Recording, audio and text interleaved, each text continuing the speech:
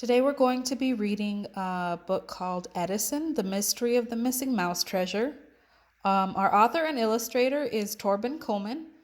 In our library, it would be classified as an easy fiction book. And in many libraries, easy also stands for everybody. So it's going to be a book that pretty much anybody can enjoy.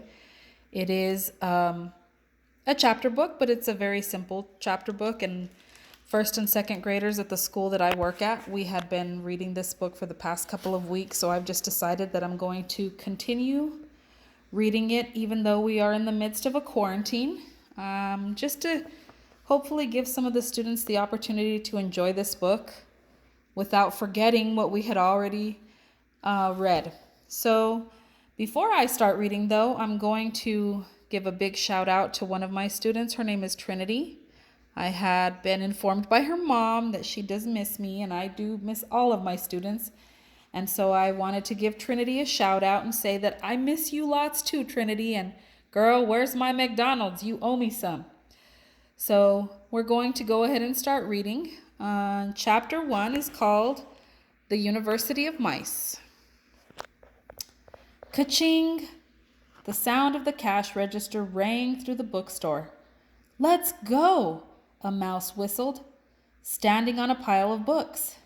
Countless little mouse heads peeked out of their hiding places. A small boy who was buying a comic book was so deep in conversation with the shopkeeper that neither of them was paying attention to what was happening around them. It was the perfect moment.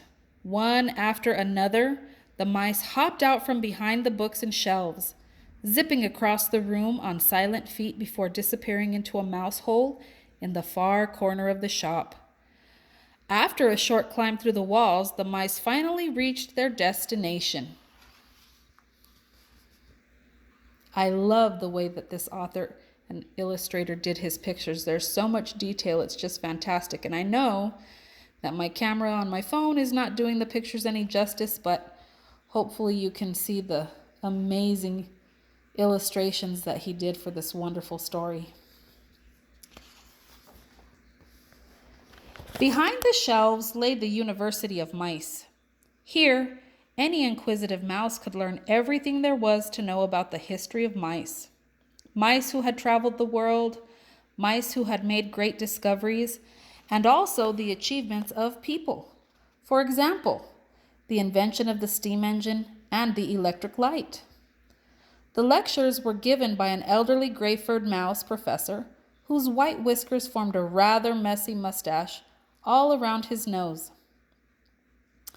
After a long day of lessons, he would go back to his study and enjoy a quiet evening in his armchair. His thoughts would wander back to the good old days. When he was young, the professor had had many adventures on his great quest for knowledge.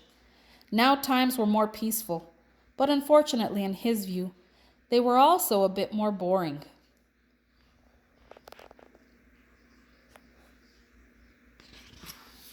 So tomorrow, friends, we will go ahead and read on in chapter 2. Thank you.